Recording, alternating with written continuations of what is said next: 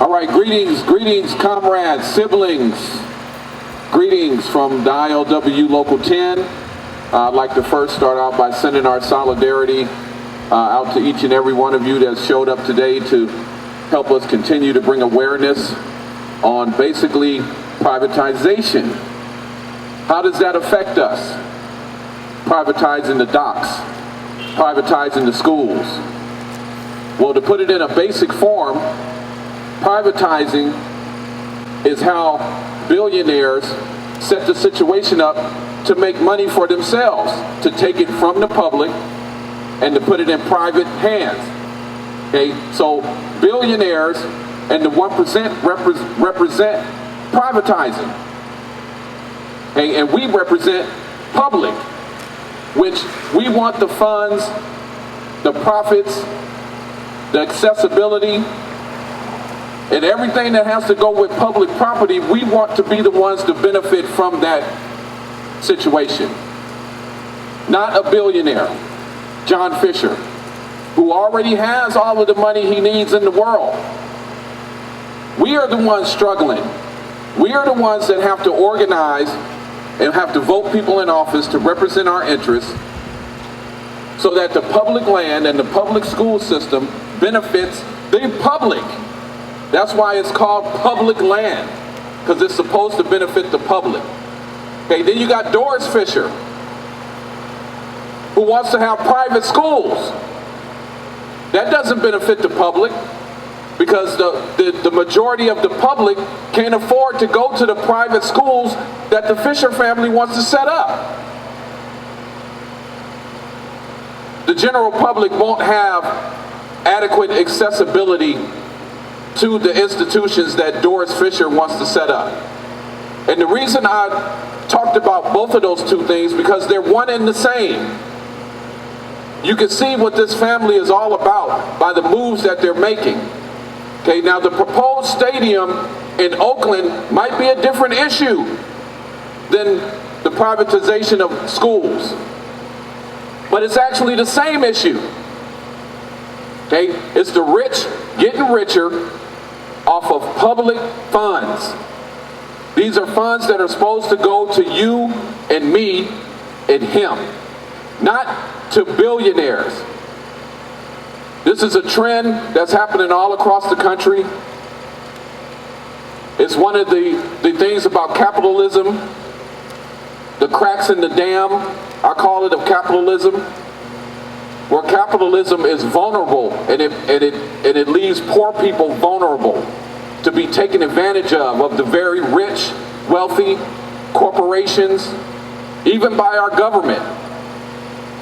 Our government tends to cater more to the rich and to corporations because they have money to lobby our elected officials, who we elect to represent us. So you can see the problem that we're having as citizens of this, not only of Oakland, California, and San Francisco, California, but citizens of the United States. And if you think this is the only area where a situation like this is happening, where schools are under attack, where public land is under attack, you are very much mistaken. This is why it is so crucial and important for us as citizens to band together and to unite. The only power we have as poor people is to band together to be strong, to send that message, to make those votes, to vote those representatives out of office that don't cater to the public's needs. How would it benefit the city of Oakland for our elected officials to cater to John Fisher? He's one person. You gonna help John Fisher? How many millions of people do we have living in Oakland right now that need help? How many people do you see living under the freeway, living on the streets, living on the sidewalk, living in their cars? How many people? How many people need that handout from our government? Just to survive, just to eat, just to feed their children. Now you tell me, how does it benefit the city of Oakland to give access to 122 acres of land and another 55 acres of land to this billionaire who can already feed his family? How does it benefit the city of Oakland and its citizens to not have accessible jobs at Berth 67 and at Howard Terminal? Jobs that pay good, high union wages. Jobs that provide benefits, medical benefits. Jobs that provide the ability to take care of a family and to put a roof over a family's head. Provide shelter and clothing for your families. This is what it's all about. This is what the system is supposed to be built to do. It's not supposed to be built to do the opposite, which is to cater to the filthy rich and the greedy. So this is why demonstrations like this are very important. I'm not concerned about the size of the demonstration. We've already demonstrated what we have the ability to do. Okay, we have the ability to have small demonstrations, and we have the ability to have very huge demonstrations. Okay?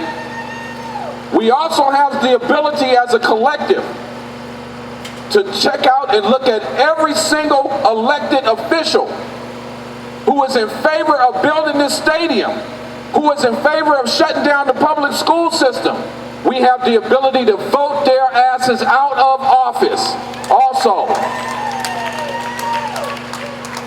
And that's what our next focus should be on. We should be collaborating together, bringing as many brothers and sisters and siblings into our collective as possible, discussing and developing strategies to get these crooks out of office and out of our city. That's what we need to be doing. I want to invite each and every person here who is not currently a committee member of the Committee to Stop Police Terror and End Systemic Racism, and also to stop privatization by big business, billionaires, and the wealthy, to join our committee and to help us organize events for the future, and to also help us to develop a strategy to get rid of the crooks. Because if we don't get rid of these crooks now, before you know it, the whole Port of Oakland and San Francisco will be privatized. Then where are we going to work? I see brothers and sisters, members of Local 10 out here right now. This is why it's important for us to spread the word within our organization. Where are we going to work once these docks are privatized? And once these billionaires have the right to use that land for whatever selfish ass billionaire need that they have. Like a playground, a ballpark, that's a playground. That's for entertainment. The majority of the everyday man and woman citizen doesn't need entertainment. They need a means of survival, not entertainment. The rich and the wealthy prioritize entertainment. Poor people don't prioritize entertainment. Poor people prioritize stuff like food and shelter. And it's time that our elected officials, who the majority puts in office, those poor people, start prioritizing the needs of the people who put them in office. That's why the ones that are in there now, the representatives that are in there now, they need to come out. Okay? I look forward to working with each and every one of you in the future. We're going to put those plans together to excavate those people out of office and put the people who will look out for our needs in office. Thank you very much for your time, brothers and sisters and siblings. Thank you.